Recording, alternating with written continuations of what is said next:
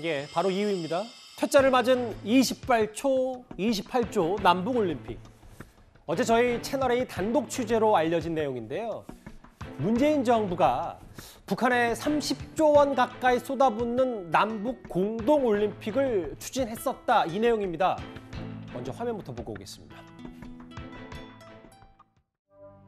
김정은 위원장과 나는 오늘 평양에서 북과 남의 교류와 협력을 더욱 정대시키기로 하였고, 민족 경제를 균형적으로 발전시키기 위한 실질적 대책을 만들어 나가기로 했습니다. 2032년 하계올림픽의 남북 공동 개최 유치에도 함께 협력하기로 했습니다.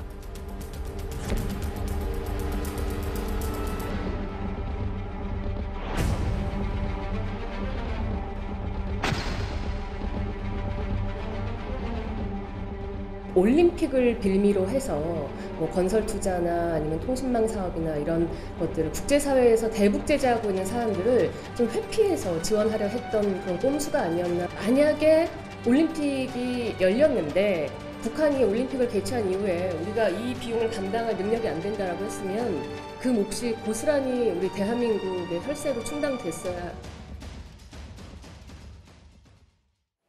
이른바 남북 공동올림픽 프로젝트 그 제안서가 뒤늦게 공개가 좀 됐고 저희가 그 채널A가 입수를 했는데 30조 원 가까이 드는 엄청난 남북 공동올림픽에 평양 간 서울 간 고속도로 철도에 20조, 송전선로 1조, 이동통신망 구축에 2조. 일단 전반적인 내용 이현주 의원님 어떻게 받아들이셨어요? 굉장히 충격적인 뉴스였던 것 같습니다. 그동안 왜 문재인 대통령이 그렇게 도쿄올림픽에 남북 공동 참여를 했는지, 또 이 뭐 무산됐습니다만은 베이징 동계올림픽에 왜 마지막까지도 결국 사자회담을 어쩌면 추진했는 것인지, 예. 그 이유가 이제 조금씩 밝혀지는 것 같습니다. 조금 전에 보셨듯이 2018년 9.19 공동성명을 통해서 이 공동올림픽을 제안합니다. 서울, 평양. 이제 근데 문제는 2019년 들어서면서 모든 북미회담이 다 무산되고 깨지고 북한은 계속 강경 모드로 나왔거든요. 개성공단에 있는 남북 사무소를 폭발을 했고, 또 우리 서해 공무원 총격 사건이 있었습니다. 피격 사건이 있었습니다. 그런데도 불구하고 지난해 그 4월 달에 이 서울시가 주체가 돼서, 왜냐하면 올림픽이라는 게 이제 도시 주체니까요. 그렇죠. 물론 이게 서울시 단위에서 이루어지는 일은 아닐 겁니다. 사실 위에서 더 내려온 얘기가 많죠. 그렇습니다. 이게 다 하는데 문제는 지금까지 대북 제재가 이루어지고 있잖아요.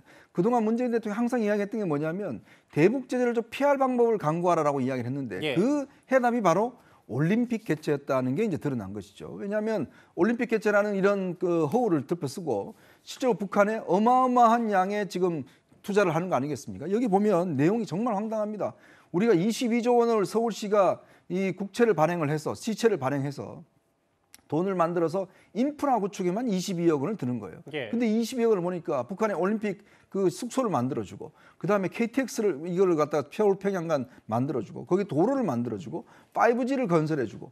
아니 북한이 지금 이걸 예를 들어서 비핵화나 미사일 도발 자체를 중단할 그런 가능성이 전혀 없는데 이걸 만약에 건설했다고 그러면 이거 어떤 용도로 쓰일까요?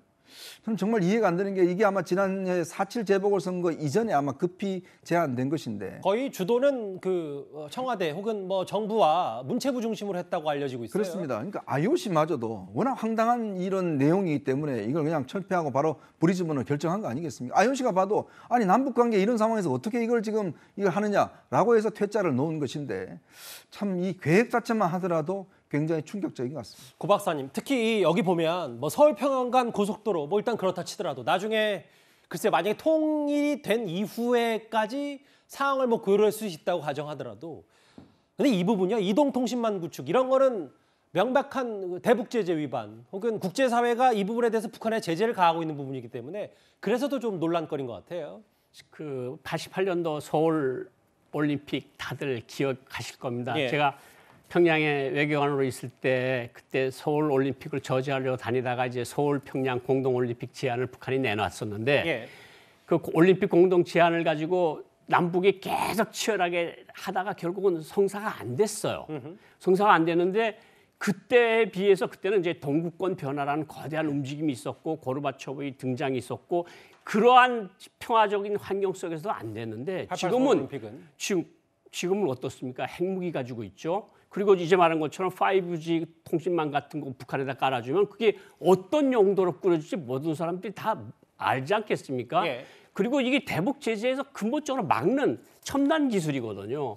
이게 거의 200억, 250억 달러가 되는 큰 돈을 들여서 북한에 인프라를 해주고 통신망을 깔아주겠다는 발상을 했다는 것 자체가 저는 너무나 좀 이상하고 이건 계속 굉장히 좀 충격적이라고 받아지는데 예. 설사 저것을 했다 그래도 서울 평양 올림픽이 과연 성사될 수 있을까? 그 전에 뭔가 남북 사이 삐걱하면 우리는 그냥 모든 것을 해주고 그냥 그 자리에서 아무것도 얻지 못하는 그런 일이 충분히 일어날 수 있는 거 아니에요? 바로 전날이라도 불확실성이 너무 크기 때문에 불확실성이 너무 큰 거죠.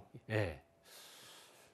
또 하나요? 네. 뭐 이동통신망 구축 얘기 말고도 최병문 의원님. 네. 북한의 에너지 부족상을 고려해서 태양광 에너지 등을 활용한 주거문화 정착이다.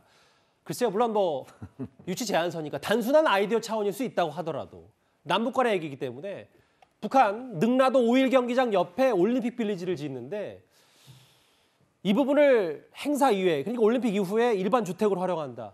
우리나라도 뭐 아시아 선수촌 아파트도 그렇죠. 있고 올림픽 선수촌 아파트도 있으니까. 그러니까 저런 발상을 할 수는 있는데 예. 지금 말씀드렸듯이 바로 북한이라는 나라를 전 세계에서 어떻게 보고 있느냐가 굉장히 중요하거든요. 예. 아니 올림픽을 남북이 공동 개최한다고 하면 그 남북 간의 우선 관계가 그 굉장히 좋아야 되고 거기에 어떤 다른 변수가 없어야 될 거 아니겠습니까?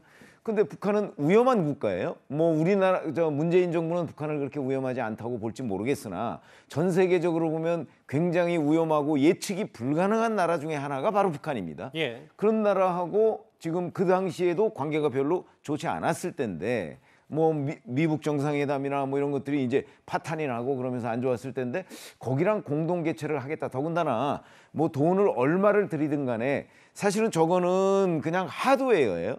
그거보다 더 중요하려면 올림픽 개최를 하려면 그 소프트웨어가 공유가 돼야 되거든요.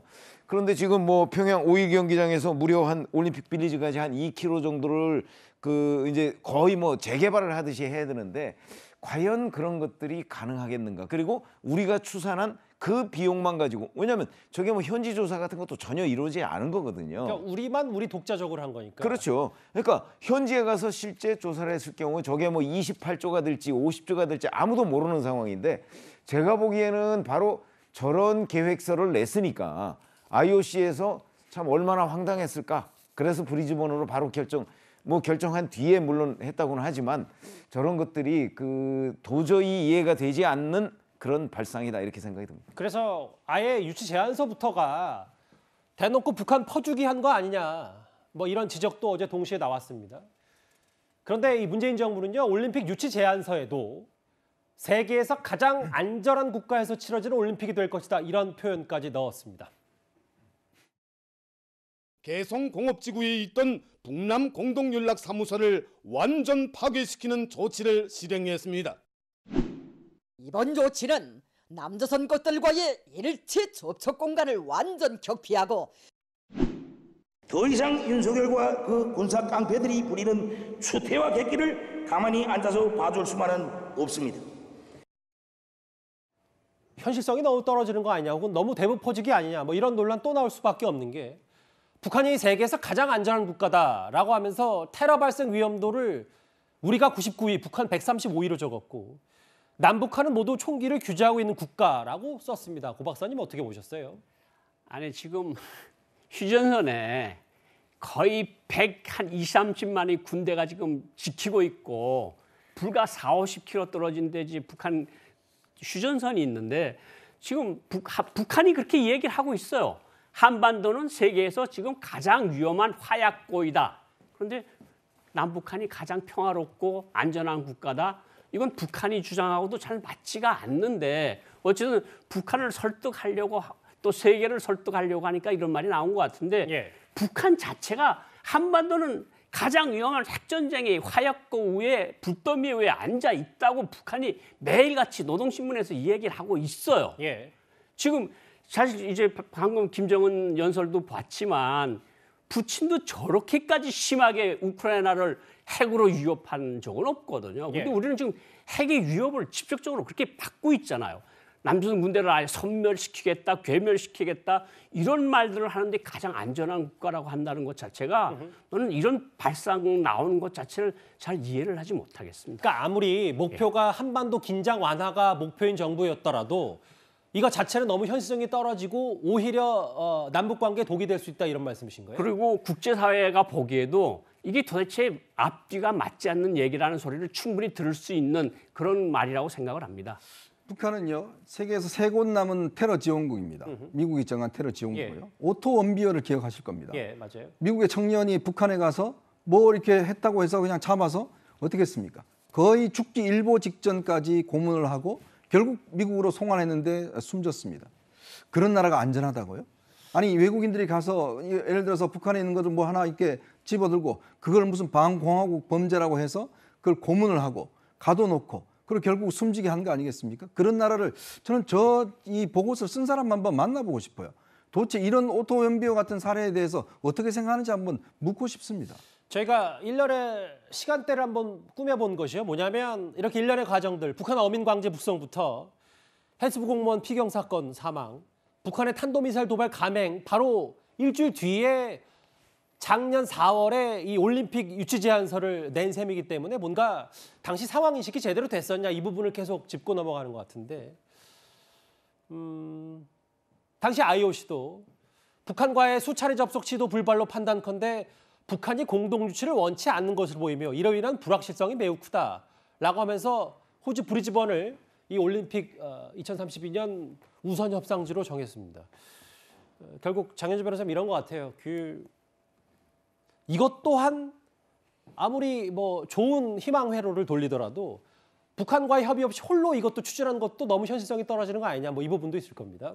그렇습니다. 지금처럼 또 북한의 도발이 좀 강화되고 긴장이 강화되고 있는 상황에서 저런 제안서가 지금 현실성이 없어 보이고 현실과 동떨어져 보이는 것도 사실입니다.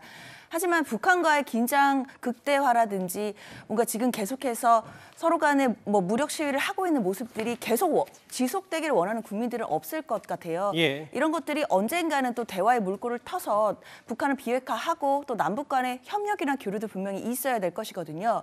그렇다고 한다면 그런 아이디어 차원에서 얼마든지 남북 공동으로 올림픽 유치하는 제안이나 그런 취지 자체는 좀 좋았다고 생각할 수 있을 것 같고 예. 지금 현재 기준으로 이 세부적인 기준이나 이런 세부 절차가 좀 현실성이 없다라는 지적만으로 그 남북 공동 유치, 남북 공동 개최 그 취지까지도 나쁘다고 보기는 좀 어려울 것 같습니다. 그럼요. 뭐 취지에 대해서는 뭐 모두 공감할 수 있겠습니다만 워낙 대법 퍼지기 아니냐. 우리만 홀로 이것조차 준비한 것도 현실성이 무척 떨어지는 거 아니냐는 비판에서는 뭐 자유로울 수 없을 것 같은데 일단 어제 저희 채널의 단독 취재 내용으로 알려진 남북 공동 올림픽 유치 제안서에 대한 여러 문제점을 조목조목 짚어봤습니다.